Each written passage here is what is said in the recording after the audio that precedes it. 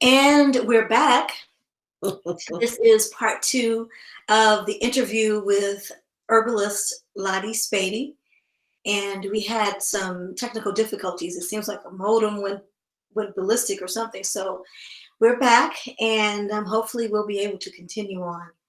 When we when we left off, Lottie was going to mention how she made the move from being afraid, feeling like this might be the end of the world, to actually moving into action, productive action. So you were saying, Lottie, that you were in a couple of Facebook groups or groups with your that your teachers had put together, where the herbalists were trying to determine which body systems were being impacted by the virus, and were trying to put together recipes for remedies. Is that right? Yes. Yeah, I felt like I'm sure epidemiologists are feeling right now. You know what I mean? Like, although we didn't have the same kind of probably equipment and things to like discern different things with, but as fast as information came out, we were certainly trying to digest it and make sense of it and see how we could create the best formulas to support, not in a cure sense, but supporting people to move through this virus. Um, so that helped me manage my fear in a lot of ways. There were times when making medicine was definitely my approach to stress. You know what I mean? Like I just have to feel as if I'm being useful. I have to stay busy. And then I felt sort of like the numbers were creeping above the amount, like how much medicine can you make? You know what I mean? It was just like I felt like, you know. Then there were other times, however, that the fear or just exhaustion would kind of shut me down. So I eventually kind of got into a routine of like going to the post office once a week and like, the days I would make medicine and things, and then giving myself some days to, it would just shut me down sometimes. And hmm Because of all the emotions and everything that's happening in the world, can impact those, especially if you're empathic. Can yeah, impact us, yeah, especially if you're empathic. So that was good. You gave yourself some time to regroup and reflect. yeah. So what I'm curious about is, how did you find people, or how do people find you and start requesting medicine? I think it's really phenomenal that during this time, people have become even more interested in naturopathic remedies, natural remedies, home remedies, homeopathic remedies, to combat this crisis. What do you think is what do you think is behind that? Have you noticed that too? I think you told me that one of the places where you get herbs had to shut down because they had too many orders. They couldn't fulfill all the orders. Yeah. Yeah, I definitely think that in much the same way that people were panic buying toilet paper and other things, that people that had a little bit of herbal knowledge or a lot of herbal knowledge began to feel like, oh, I need to get some things in stock. Elderberry is one of those herbs that has kind of entered the mainstream, sort of like for better or worse. A lot of people know about it. That's like the only thing a lot of people know about, because that's kind of how I think there's a tendency for either the media has created this. I haven't really researched it, but why we as humans kind of tend to go for like the one shot, like we want that one thing, like we really just want the thing. Right. And elderberry had become one of those It was things, and it was a hot, sexy thing. it's the hot sexy thing. It was like coconut oil, it's like Yeah. world peace and will cure your dandruff. You know what I mean? It is like wanted to do it all. And so I think that was where we first saw, you know, um, kind of this, what became alarming, because elderberry was one of the first things that, I mean, we started seeing like it was out of stock at a lot of the herbalists, the regular suppliers. We began to see, I saw it on Amazon. Elderberry is usually about, let's just say $20 a pound. It was on Amazon for like 40 and $45 a Really? pound, Wow. which is Wow. horrible Now, because see that when you look at um, capitalism yeah, and supply and demand, and what yeah, businesses will go through in order to be able to make money, yeah. the question comes up, was that seller doing a service, or did they purchase the supply and then sell it at twice the amount? Exactly. Exactly. So it's so multifaceted, right? It's like your first part of your question was how do people know to buy stuff from me or how do they even know about? So I have been teaching herbalism classes and for probably 3 or 4 years now. And part of those classes were always medicine making classes. We did plant identification and medicine making. And some folks just don't. Some folks don't want to make the medicine. That's like some people are like, yeah, just make it and I'll buy it. Like, do you have some for me? So I've kind of gotten to know quite a few people as an herbalist. So when this thing started, there are a few things that I kind of sell regularly anyway, like immune support formulas, immune support tea, anti-anxiety formulation. So I kind of had my clientele that was already, like I got to get that elderberry. So they just started, hitting me up on the website, like, okay, can I get this? Can I get this? And then I noticed from my order history, I would see the same, maybe a person I knew ordering it, but sending it to another address. So I'm like, oh, that must be her aunt or her sister or her friend or whoever. So that is how my sales kind of just started to pick up. Um, but I think what you touched on is so key about the way capitalism works and how herbalism, we're like supply and demand on the planet, on herbs, like on plants, isn't the same as making a widget in a factory. You know what I mean? You just can't Right, make more elderberries because you need them. You right, can't just, right. you know, so it really quickly began to highlight how the way that we're accustomed to dealing with the product, the supply demand chain is not exactly going to overlay itself onto herbs and plant-based medicine like that. Yes, We because still, it has to grow, and and it has to go through the life cycle. It has to grow. There has to be a period of dormancy, and then the season has to be right. And some seasons you may not get any of a particular plant. exactly, one of the rules, so a couple rules that don't go along with that or do go along with that are like when you, like you said, some seasons, for whatever reason, like if it's a mild winter or a harsh winter, I don't even know all the different things, but you'll notice like, whoa, plantain is really prolific this spring, and so one of the rules is when you get that kind of a crop, make a lot of medicine because you don't know what's going to happen next year or the year after that. So That's one thing. possibly the earth understands the earth, which is a being that is alive, that is intuitive, that's aware. Some people may not believe that, but I do. So the earth is saying you might need this medicine next year, so I'm going to give you an oversupply this year. Or like I have a mullein plant that's growing in the yard, and if the lawn people were already working, that mullein would have been cut by now. Yes, yeah, I So believe that too. yeah, so I believe there definitely is a connection between the Hmm. earth, which is alive, which is growing and moving. It may, grow and move and evolve at a different pace, and it provides a sense of stability for us Mm, to stand on, to live on, to build a house on, and it is constantly evolving.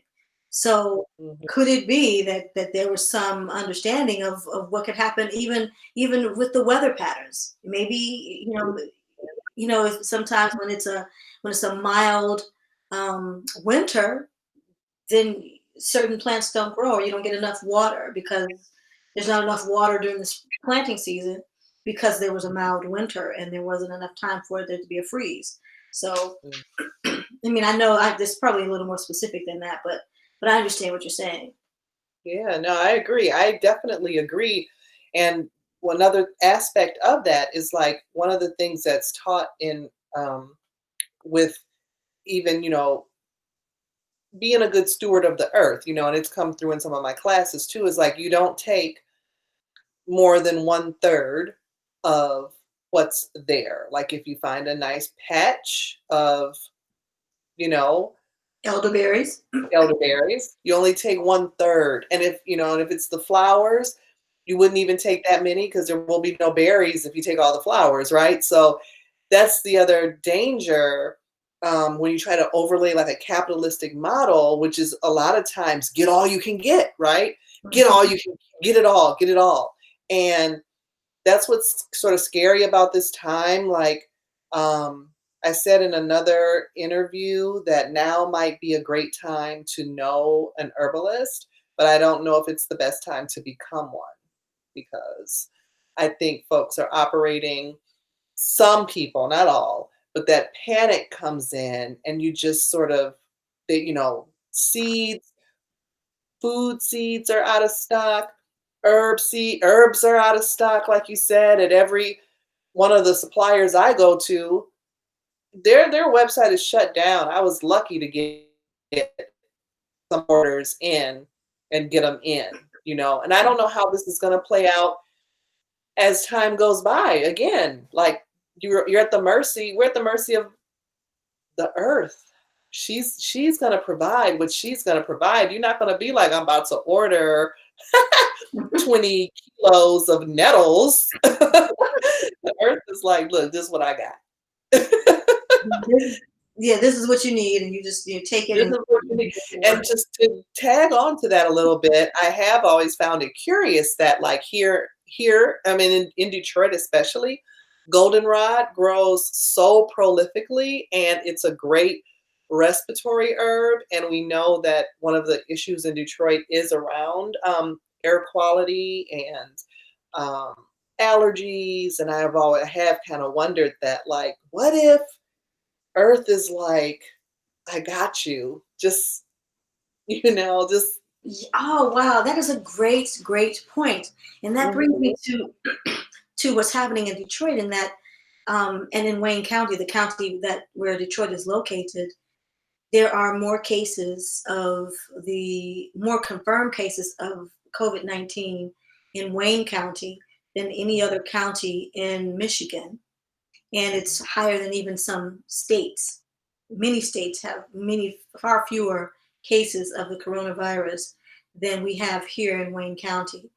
mhm. Do you think it might be related to the poor air quality and the environmental injustice that exists with so many factories and people living right next door to a factory and not even realizing that there's a correlation between having sinus issues and runny noses and living next to a factory? And what do you think? And then the other thing I want to put out is there are those in Michigan who have argued that the coronavirus cases have all been found near Southeast Michigan, near the epicenter is in Southeast Michigan, not in Northern Michigan, not in Western Michigan, not in some of the other parts of the state, which are not near here. And so I heard one reporter say, can we reopen golf courses? Because there are no cases in our communities. It's just down there. And down there means where the people of color live. What do you think about that? What's your opinion? Yeah, there's so much. So it kind of goes back to the first part of our interview when we were talking about justice, the way that setup is, because we basically have a perfect storm of conditions happening in Detroit, which is not unlike any other major city. Like, okay, so first of all, going back to like Justice 101, it's like customary to blame the individuals who, poor people, we always, blame poor people for being poor and for not living like in smashed up conditions and again, not eating right and breathing polluted air, like it's our fault, right? Like, well, if they just wouldn't do that, you know what I mean? So it's like poor communities are a perfect storm for a virus like this, because you have people living in close proximity to one another. A lot of times their immune health might be compromised from issues that you just pointed out, like air quality, like a poor diet, asthma. Asthma is the highest reason for illness-related school absences in Detroit. And I think it's 28% of residents in Detroit, the Detroit area, have asthma. Higher, it's more than twice the rates of asthma in other parts of the state. Which that alone would account for us having at the very least twice the rate of COVID-19 cases in the state, right? If you have a population that's at least 28% compromised due to asthma, Right. And to your other statement about the attitudes of non-Detroit residents or those that are not impacted, it's a sad testimony to the way we have been conditioned, I think, to think around like individualism and how if it doesn't affect me, then why should I be inconvenienced by these other people's problems? Because we've been conditioned to think somehow those other people's problems are not our problems, when if we were to understand that we are all connected, there's no way you can't get away from the fact that we are all connected. We are in a very fragile economic and ecosystem. That's an illusion. The people that think they're not impacted by this, it's an illusion, and they invest in their illusion. They are fully invested in their illusion, because then I get all off into, if they were to pull back the curtain and realize they were the same, then heaven forbid, what would make them better than, or you know what I mean? Like, you would just be tearing off rose-colored glasses at that point if you said, hey, you're really no different than the people that live here. They just live in different conditions than you. They've just been given different options than you. And it's, so. Yes. Yes. I mean, and those are probably some of the same people who are protesting to reopen the economy because they want to go golfing. They need the caddies to come back to work. and they feel like it's not affecting them, that they want to get back to making money. And I don't know if it's just about making money, but I read or heard that some of the supporters of the protesters were wealthy donors to the Republican Party who had already organized to organize other protests. And so they were stirring the pot and working to get people riled up. And even here in Michigan, the governor, people have protested against the governor and are trying to resist the stay-at-home order that she put in place. And that is because the rich people want to continue to make money. And I understand you want to make money. And we shouldn't have to be frightened for our health because you want to make money. Mm-hmm. And and then in Georgia, they were saying how the businesses that were going to reopen were the bars, the beauty shops, the barber shops.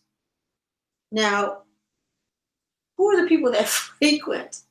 I mean, Americans all over frequent bars, restaurants, and beauty shops, and Mhm. people of color, especially African Americans, spend quite a bit of time and money with getting their nails done and their hair done. Well, not me. And maybe that's you. I don't know about you, but Yeah, not some me. do. Yeah. Right. Some do. Some people do. Yes. Yeah. It's so interesting. One thing this whole virus, well, not just the virus, but it just becomes into sharp focus, like, when you're sort of forced to like look at something every day, all day. Mhm. Mhm. So much of what's important is such a construct, right? It's just totally like the economy. That it's not even a real thing. It's like that's not a real thing. You couldn't put an economy in your hand. You couldn't put it in a bag and take it anywhere. It's like not even a tangible thing. It's like a construct, right?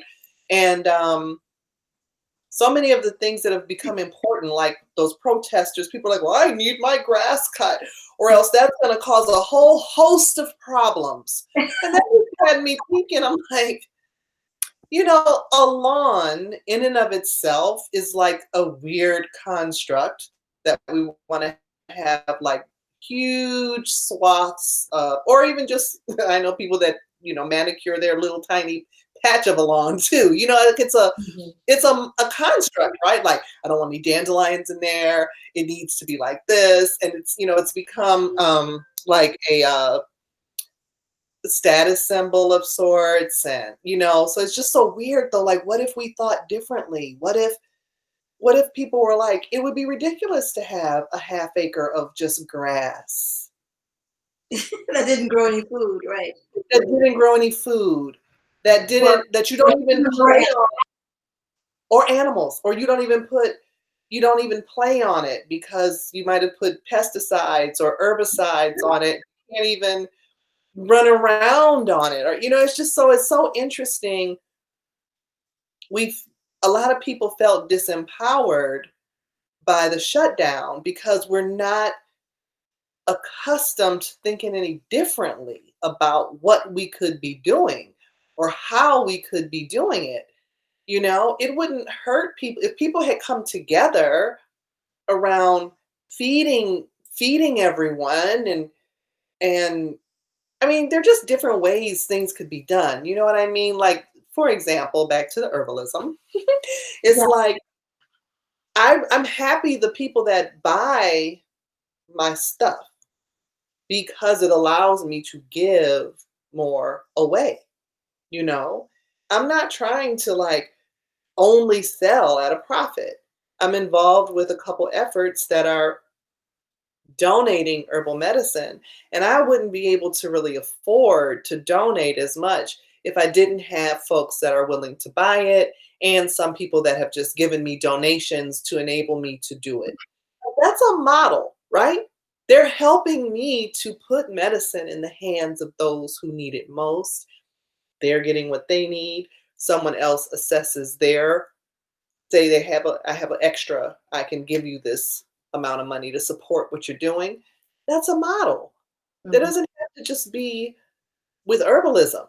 We could be doing, you know what I mean? So that's Yeah. what my stuff is a construct. Like if I was, some people are probably like, I'm not, you got to pay me for my stuff. Matter of fact, since you really need this elderberry syrup, it's $40. It's $45. You Yeah. know, that's another construct, right? And so, yeah, so some people, I know someone who is an herbalist who actually encourages. I lost the light here. Am I dark now? It got a little darker, like the sun went in or something. I think my overhead light went out. Okay, so I'm just gonna keep going because so we're gonna kind of wrap up in a second.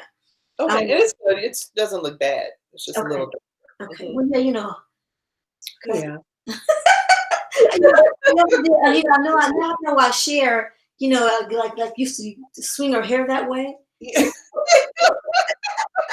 I was like, I don't know. That's how it is. You don't have to use your hands. You can just, use your head. When my hair is down, I know on camera you may not actually be able to see that my hair. it's down, but or has had length because I have it put up. I wear it up most of the time anyway.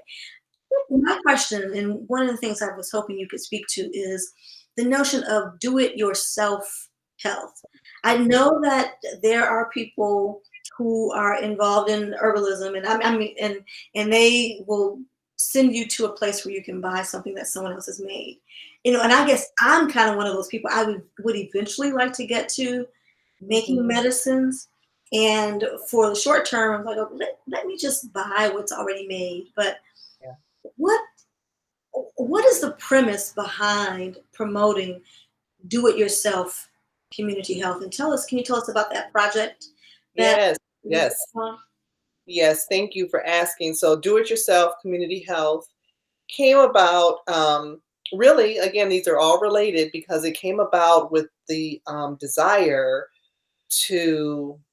Okay, so it's kind of a funny story because when I started learning herbalism, in all honesty, I was like running away from activist work. I was like, I'm tired, I'm, burned out, and all the host of emotions that come from doing frontline community work. I was like, I'm gonna go learn herbalism.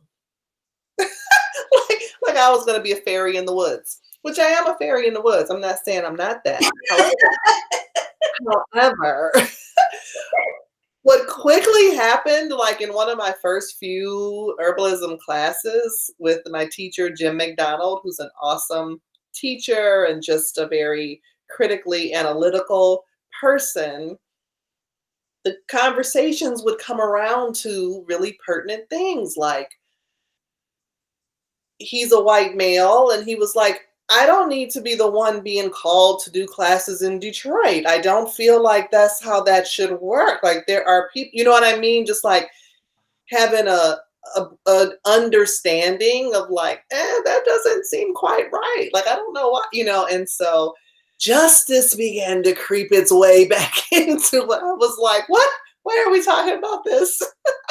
you know, and and then I began to see this again, sort of like the media, like who's not in the conversation and how, as with a lot of healing practices, indigenous wisdom, African centered wisdom, other cultures are a lot of times sort of absorbed into this like very mainstream, white dominated arena of healthcare. Like they all do yoga, they all do, you know what I mean? Like Mhm. Right.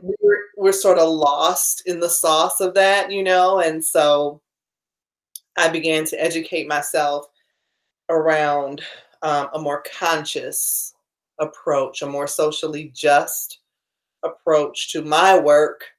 And it went back to the youth and that environmental justice issue around asthma and thinking about herbs that would support asthma and respiratory health for young people. And then, so that was one form of do it yourself community health was like, what if everybody what if there was an herbalist in every home? And what if people could just walk outside and they could advocate for themselves instead of feeling at the mercy of going to the doctor? Like a lot of times that's a power dynamic that makes people feel very uncomfortable and vulnerable to like go and try to talk to the doctor and the doctor might be like brush you off or act like you don't know how to take care of your kids or yeah, you're asking too many questions or Mhm. you Because don't know what you're talking 12 or 15 minutes Alex about. spend with each client. Doctors generally have about 12 or 15 minutes that Mhm. can be paid for from the insurance company, and that they have to limit their time, otherwise they won't be paid as much as they could. And you're just rushed in and out, sort of like an assembly line process. And there's a lot of narratives around women being able to take care of their children. Like, well, what are you doing? Are you doing, are you like that happens a lot in education too, right?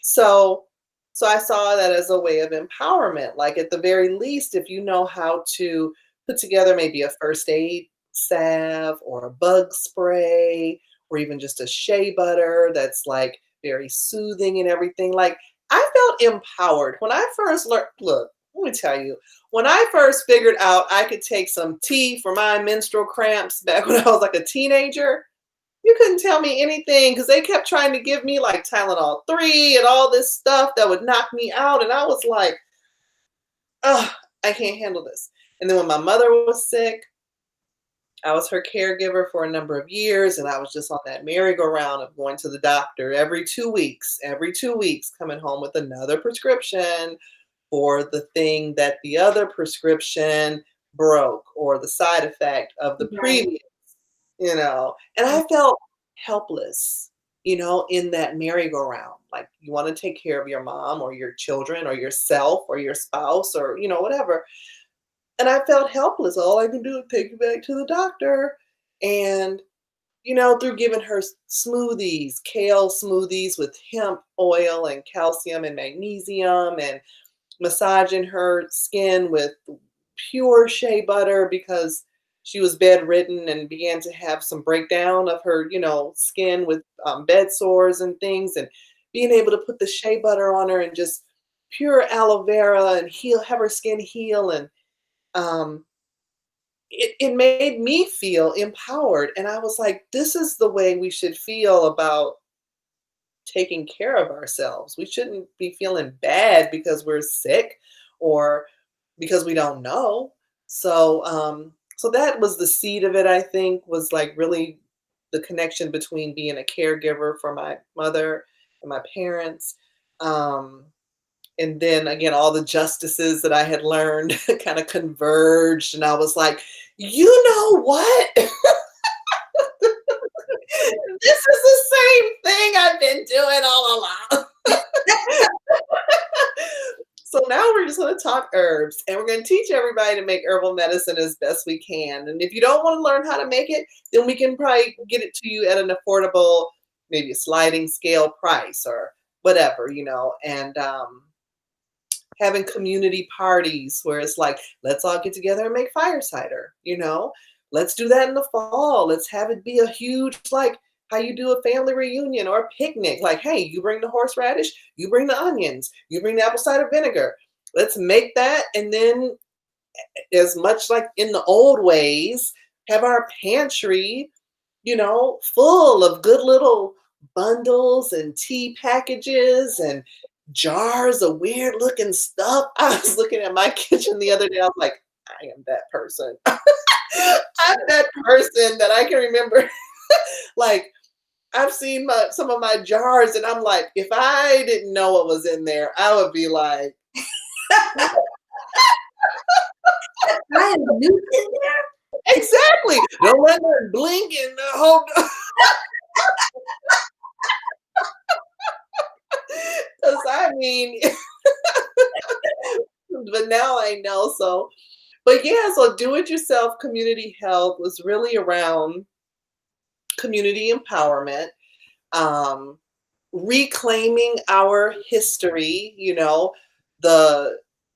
the history that's in our DNA of plant medicine and how it's been here as our allies to help us, all the different routes by which we got here, whether it's through, African roots or Native American roots or um, Asian, all the different European. European roots, all the ways in which we got here, how plants have migrated as well. Really, it's reconnecting our relationship with the earth.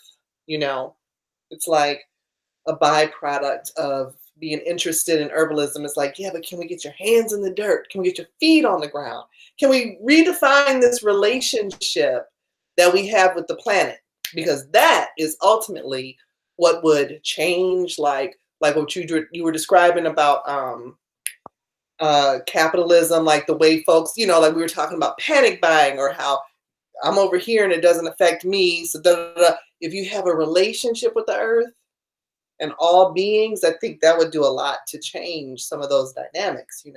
Yes. So, And let me ask you, um, so during this conversation, we've traveled quite a ways, I would say. We've traveled from fear, from foreboding, to it being here, to fear, to action, to now evaluation and analysis of what's happening.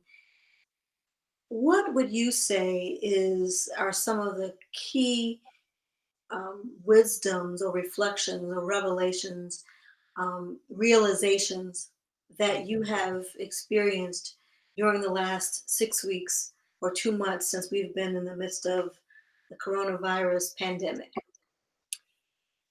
I think for me, I realized that there were a lot of things that I sort of theoretically wanted to do. You know what I mean? Like, I'm gonna be a homesteader. I'm gonna grow all my food and do this and crochet my blankets or whatever. And I really kind of felt caught unprepared.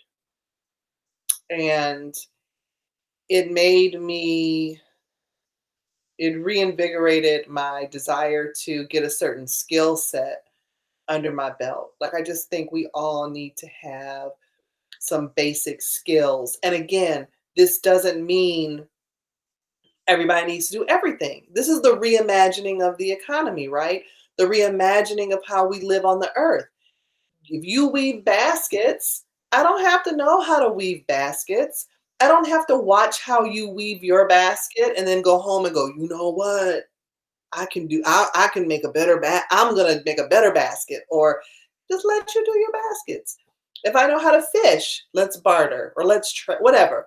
So it's just really for me reinvigorated a desire to have certain skills. I don't want to be dependent on the economy like that. Even if I can just liberate myself from buying tomatoes, you Just know, one thing, just choose one thing that you just can. one thing.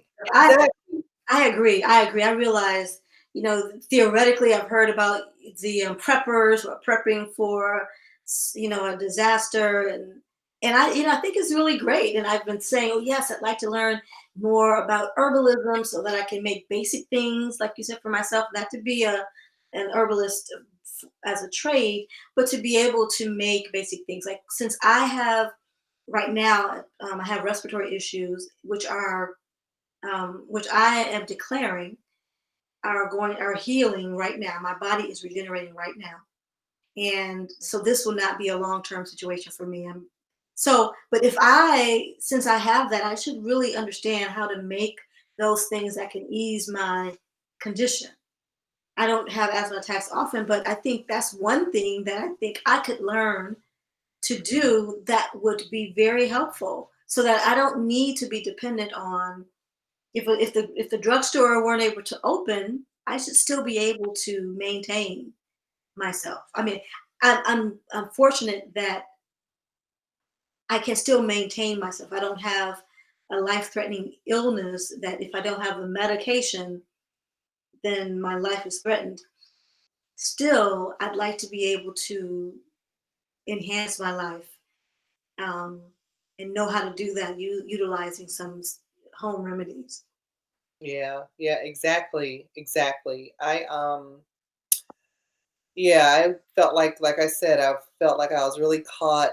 I didn't think I was quote unquote a prepper. I didn't think I was,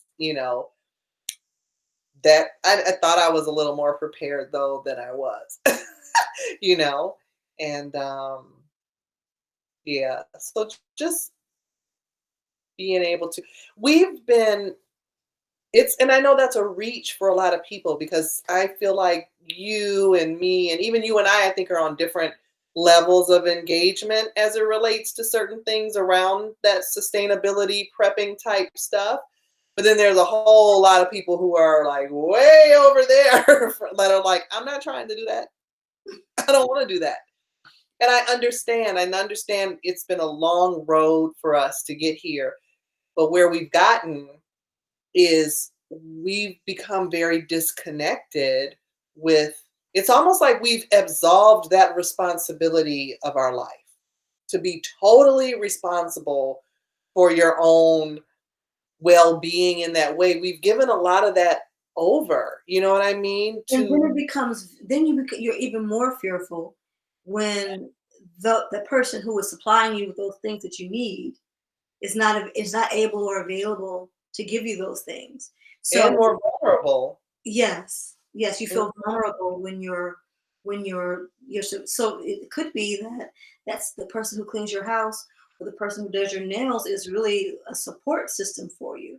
And so if mhm. you're not able to go and be with them or get your nails done or get your hair done, then you may feel more vulnerable. And yes, I'm not a prepper. And still, I realize that I really do need a generator. My power went out Mhm, last week, mhm, and I didn't mhm. really, I'd gotten a few like nice smelling candles. And I had and I did get a couple of like flashlights, but I don't have extra batteries. I don't have enough batteries. I went to the drugstore or to the dollar store and they were sold out of AA batteries, which is what I needed. And so yeah, but I feel like there are certain things that I like if I had a generator that would really be helpful. Yeah. So if the power did go out, at least I could plug in and and start the generator running. So I realized I wasn't as prepared as I could Yeah. be. Yeah, you're in the prepper group. So you're in the prepper club. So we definitely are on different levels as far as I have a toe in the prepper club, but, I'm really thankful for you know, the group. I am in one group that we're both in, Soul Bible Life, and, just before this happened, again, these are like the little Twilight Zone moments, Mhm. because just before all this happened in December, one of the leaders of the group, she issued a prepped up challenge, and it was like 30 days of getting prepped up. She had a little checklist, and the goal was to get 30 days worth of food in, and but we weren't really aggressive about it. It was like, we didn't want anybody to feel like, I can't do this. It was like, yeah, just add a few things to when you grocery shop. If you're going to buy 3 cans of beans, buy 5 cans of beans, pick one thing, and we had just done that in December. Wow. And if we hadn't done it in December, and it had everything, like it had candles, it had like gallons of water, stuff that when you're not in the middle of a pandemic, you're like, I don't want to buy this right now. Like I don't want to spend I don't want to spend $15 on, things that I'm just gonna, Definitely not on the move right now. exactly, but the camaraderie of the group, like again, being in community, and the camaraderie of the group was what made it happen, because people would come and post their little picture, like, here's my mac and cheese I bought today. I found it on sale. And I was like, oh, really? Oh, I'll go get my mac and cheese. You know what I mean? It was like being in the community. So I ended up with with 2 Rubbermaid totes, full of canned stuff. Who knew? At less than 60 days later. Yes. That you would need to stock up. Right. And Yes. I didn't have to, I didn't panic. Right. I didn't panic. Even though I didn't have as much as I thought I needed, I was like, wow. So I'm let like, me your ask you, body's right there. oh, Mm. excuse me. Let me ask you now, once the pandemic is over, well, once we're able to leave our homes and move about more freely, have your goals for your life, for your work, for your family, for your relationships, have they changed at all during this time? And what are you looking forward to, or how do you think you might shift your life, your goals, your actions after this pandemic is lifted, after the stay-at-home order is lifted? Yeah, I was just trying to write about that this morning, like my new goals. I don't think, I really think that I want to, I devote myself fully to herbalism and a homesteading lifestyle, and hopefully can generate income streams that go along with teaching classes around this subject area in all the areas that we talked about, like whether it's canning or how to make medicines that are specific to an individual, whatever that may be, and just really get into it. Just really, because that lifestyle appeals to me and it agrees with me. Like I was trying to make a list of things that work for me and what doesn't work for me anymore, you know? And I feel like meditation works for me. Mindfulness works for me. Um, my grandmother, as a little segue, side note, my grandmother, one of her favorite, she must be like in my ancestors on my shoulder because she's, I started listening to Little House on the Prairie. A The prairie home audio, companion? hmm, Is it a prairie home companion? it's the Little House on the Prairie series by Laura Ingalls Wilder. The whole Oh, story, oh, you were yeah, listening to it in a book. on audiobook. On Yeah, audio. Oh, yes. and that was my grandmother's one of her favorite television shows. She just loved that show. So it was just like something was on me the other day, like, listen to that. Like, and it really goes through their life in like every season and how everything was motivated by what was going on in the season, right? When it was maple sugaring time, when it was butchering time, when you had to get ready for the winter because there is no meat to be found in the winter, when you do this, when you do that. And it just reminded me that was one of the book series that got me going as a little kid. Like, I want to farm. This is what I want to do. So I want to do that. I want to just, that's what I want to do. What doesn't work for me is if I never see Zoom again, it'll be too soon.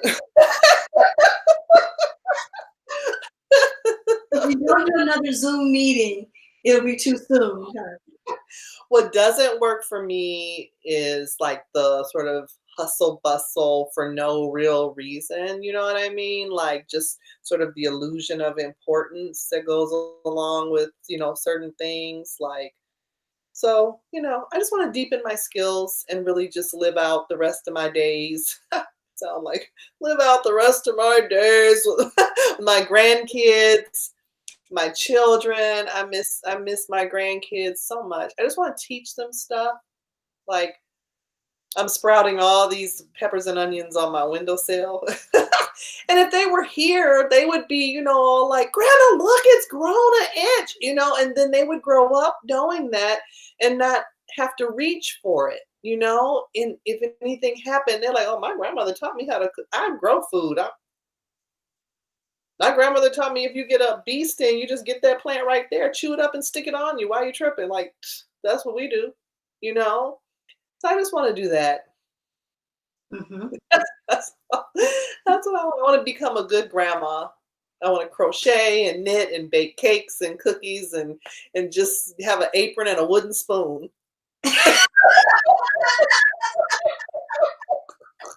Those are my goals. And then I want them to have a healthy dose of like, my grandma's a witch, right?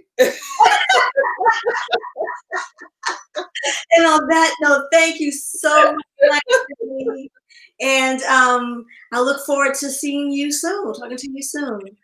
Yes, thank you so much, Sana. I really enjoyed talking with you today. And this is a very valuable series, I think, that you're putting together. So I'm happy to be a part of it. And I wish you continued success in what you're doing. And I look forward to seeing who else you interview. And yeah, so take care. Okay, thank you. Thank you so much for agreeing to talk to me. Have a great rest of the day. Thank you. All Okay, right, peace. peace.